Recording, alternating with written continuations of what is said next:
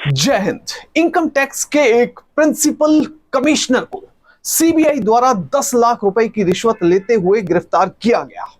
अब ये जो प्रिंसिपल कमिश्नर साहब थे, इनकी सिर्फ अकेले की गिरफ्तारी नहीं हुई, इस मामले में 4-5 और लोग भी गिरफ्तार किए गए। सभी को आमने सामने बैठाकर पूछताछ की गई कि आखिर कैसे ये सब मिलकर कथित तौर पर अपना नेक्सस चला रहे थे।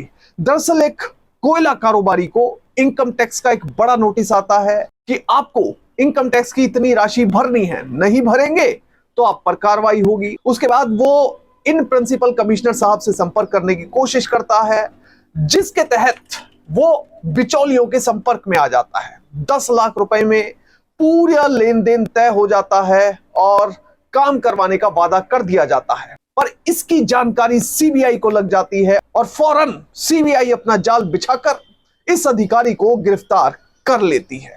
इस केस के बारे में बात करेंगे, पर सबसे पहले आपसे अपील कि आप बड़ी संख्या में हमारे वीडियोस को देख रहे हैं पर चैनल सब्सक्राइब नहीं कर रहे। अगर आप इस वीडियो को देख रहे हैं तो फौरन चैनल को सब्सक्राइब कीजिए, बेल नोटिफिकेशन ऑन कीजिए, वीडियो को ज्यादा से ज्यादा शेयर करें और इसके साथ ही अपना कमेंट देना ना भूलें। इस पूरे केस की सच्चाई जानने के लिए वीडियो को बिल्कुल आखिर तक देखें, स्किप बिल्कुल भी ना करें। अब इस पूरे केस को समझने के लिए आपको चलना पड़ेगा झारखंड, वहां के धनबाद में, जहां पर एक कोयले का बड़ा कारोबारी रहता है। इसके साथ ही उनका एक ट्रांसपोर्टर का बिजनेस भी है। अच्छा बिजनेस है, काफी पैसा आता है, घर बार अच्छे से चल रहा था, पर अचानक से उनके घर पर एक दिन इनकम टैक्स का नोटिस आ जाता है। उस नोटिस में लिखा होता है कि आपने काफी समय से इनकम टैक्स जो है वो इवेजन किया है, इस वजह से आपको बड़ी राशि लिखी होती है, ये आपको भरनी पड़ेगी, नहीं भरेंगे तो आप पर कार्रवाई होगी। अब जैसे ही एक कारोबारी इस नोटिस को देखता है, उसके बाद उसे टेंशन होती है। अब वो सोचता है कि अगर मैं इतनी बड़ी रकम भरूंगा तो मेरे लिए भी शायद ये पॉसिबल नहीं होगा। इसके बाद वो दाएं बाएं के रास्ते तलाशने लगता है। अब वो पता करता है कि नोटिस आया है प्रिंसिपल कमिश्नर के दफ्तर से, यानी कि प्रिंसिपल कमिश्नर अगर चाहे तो वो इसमें माफी भी दे सकते हैं, एग्जेम्पशन भी दे सकते हैं, या फिर कोई और राहत भी दे सकते हैं। अब इसके लिए इस कारोबारी ने कथित तौर पर लोगों को संपर्क करना शुरू किया। उसे पता चला कि 3-4 लोग हैं, अगर उनसे संपर्क किया जाए तो इस कमिश्नर से, संतोष कुमार से सीधे तौर पर पैसे का लेन देन करके अपने इस इनकम टैक्स के नोटिस से बचा जा सकता है। अब वो आता है राजीव कुमार नाम के एक मीडिएटर के संपर्क में। और राजीव को कथित तौर पर कहता है कि मेरे को ये इनकम टैक्स का नोटिस आया है, मैं प्रिंसिपल कमिश्नर संतोष कुमार जी से मिलना चाहता हूं। मैं चाहता हूं कि किसी भी तरह से ये जो नोटिस है इसकी राशि मुझे ना देनी पड़े, उसके एवज में अगर कोई थोड़ा बहुत पैसा देना पड़ेगा तो मैं देने के लिए तैयार हूं। अब राजीव जब ये बात कथित तौर पर सुनता है, उसके बाद वो आगे अपना जो भी चैनल है उसके जरिए बात पहुंचाता है और फाइनली उसे हरी झंडी यानी ग्रीन सिग्नल मिलता है 10 लाख रुपए के लिए। अब ये जो कारोबारी है ये सिर्फ राजीव के संपर्क में नहीं आया, एक दूसरा मीडिएटर था चीकू, उसके भी संपर्क में आया। दोनों से मिलकर इसने एक ही बात रखी। इसके साथ ही इस कारोबारी को यह भी पता चला कि एक डॉक्टर है प्रणव पूर्वे, वो भी एक मीडिएटर का ही काम करते हैं। वो ऐसे मामलों में ले देकर सेटिंग करवा दिया करते हैं, उनसे भी संपर्क किया गया। तो कथित तौर पर काफी लोगों से कारोबारी संपर्क करता है। तो 10 लाख रुपए की राशि में सारा मामला तय करने की बात रिपोर्टेड फैक्ट्स के मुताबिक कर दी जाती है। अब उसके बाद पैसे कैसे देने हैं, कब देने हैं, सिर्फ यह बात रह जाती है। रकम तो निश्चित हो चुकी थी, पर इस बीच में होता क्या है, एक बड़ी डेवलपमेंट होती है। सीबीआई को जानकारी मिल जाती है कि प्रिंसिपल कमिश्नर साहब रिश्वत लेकर यानी ले देकर मामलों को निपटा रहे हैं। सिर्फ एक मामला नहीं बल्कि कई ऐसे मामले हैं जिनको वो पैसे ले देकर रफा दफा कर रहे हैं। अब इसकी जानकारी जैसे ही सीबीआई को लगी, एक टीम का गठन हुआ। उसके बाद जैसे इन्वेस्टिगेटिंग एजेंसीज अपना काम करती है, प्रीलिमिनरी इंक्वायरी की गई। प्रीलिमिनरी इंक्वायरी के तहत यह सत्यापन किया गया कि क्या प्रिंसिपल कमिश्नर साहब सचमुच रिश्वत की डिमांड कर रहे हैं। अब रिपोर्टेड फैक्ट्स के मुताबिक जब प्रीलिमिनरी इंक्वायरी हुई तो यह बात निकल कर आई कि कुछ दलाल है, दलालों का एक नेक्सस बना हुआ है और उस नेक्सस के जरिए प्रिंसिपल कमिश्नर साहब रिश्वत के पैसे लिया करते हैं। किसी से 5, किसी से 10, किसी से 50, जिससे जितने बने उतने पैसे लिए और मामला रफा दफा कर दिया गया। अब ऐसे ही इस कोयला कारोबारी के मामले में भी हुआ। कोयला कारोबारी के मामले में अब रिश्वत की डेट तय हो गई, स्थान तय हो गया, समय निश्चित हो गया, पर अब तक खबर पूरी तरह से सीबीआई को लग चुकी थी और सीबीआई हरकत में आ चुकी थी। इसके बाद पैसे लेने देने का जो स्थान था वहां पर यह कोयला कारोबारी पहुंचता है। कथित तौर पर प्रिंसिपल कमिश्नर साहब को पैसे 10 लाख रुपए की राशि दी जाती है, पर जैसे ही यह राशि दी जा रही थी उसी समय सीबीआई के अधिकारी वहां पर पहुंचते हैं और प्रिंसिपल कमिश्नर को गिरफ्तार कर लेते हैं। अब प्रिंसिपल कमिश्नर की जब गिरफ्तारी हुई तो उससे हड़कंप मचा, कितने सीनियर लेवल के अधिकारी को गिरफ्तार कर लिया गया।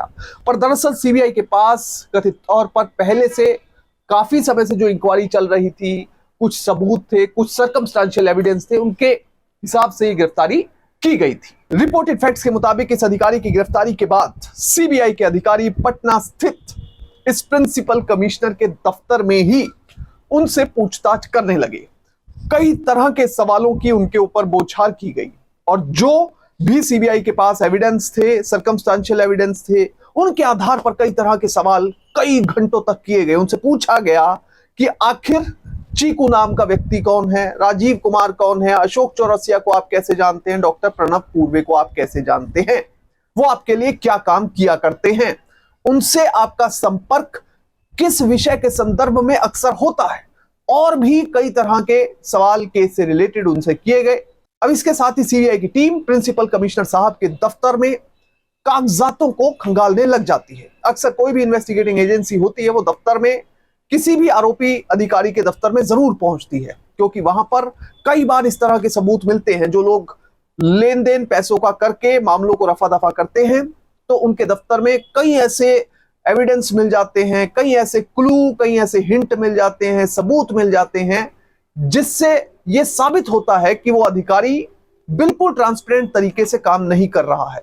कोडिंग लैंग्वेज का इस्तेमाल किया जाता है कई बार, और इस तरह के कागजात अक्सर इन्वेस्टिगेशन में मिल जाया करते हैं। अब ऐसे ही इस अधिकारी के दफ्तर में छापेमारी की गई, कागजात खंगाले गए। उसके साथ ही सीबीआई की टीम पहुंचती है पटना के लोहिया नगर कंकड़बाग इलाके में, जहां पर इन प्रिंसिपल कमिश्नर साहब का घर स्थित है। अब घर में सीबीआई की टीम पूरी तरह से छापेमारी करती है। उसमें दरअसल ये तलाशने की कोशिश होती है कि एक तो कोई कागजात मिले जिसके तहत और भी जो लोग हैं जिनके संपर्क में अधिकारी आया है, पैसों का लेन देन जिनके साथ, यानी कि रिश्वत का लेन देन जिनके साथ किया गया है, उनका संपर्क मिल पाए। दूसरा, रिश्वत के पैसे दरअसल ये अधिकारी कहां पर इन्वेस्ट कर रहा है, ये जानने की कोशिश इन्वेस्टिगेटिंग एजेंसी करती है। इसी क्रम में इस अधिकारी के घर पर छापेमारी की गई।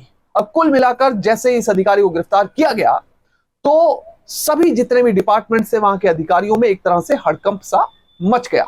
अब संतोष कुमार नाम के जो अधिकारी हैं वो सितंबर के महीने में रिटायर होने वाले थे। 1.5 महीना बचा था रिटायरमेंट के लिए। उस समय उनकी यह गिरफ्तारी होती है। साल 1988 बैच के आईआरएस अधिकारी हैं और वो धनबाद में जब अपनी नौकरी की शुरुआती दौर था उसमें असिस्टेंट कमिश्नर के तौर पर भी तैनात रह चुके हैं। रहने वाले हैं वो बिहार के गोपालगंज के। सेटल वो पटना में होना चाहते थे क्योंकि पटना में ही उन्होंने अपना घर भी बना लिया था। इसके साथ ही पोस्टिंग जो है विभाग में उनकी अलग अलग जगह रही। मुंबई में भी पोस्टेड रहे जहां पर एक बड़ा दफ्तर है, और इसके साथ ही वाराणसी में भी उनकी पोस्टिंग रही है।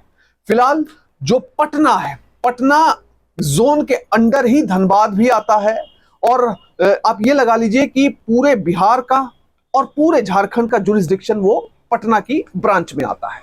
इसी तरह से सीबीआई भी काम करती है। सीबीआई का जो पटना का ऑफिस है उसके जुरिस्डिक्शन में झारखंड भी आता है। झारखंड में हालांकि एक छोटी ब्रांच है, मगर जो बड़े केसेस हैं उनको पटना से ही हैंडल किया जाता है।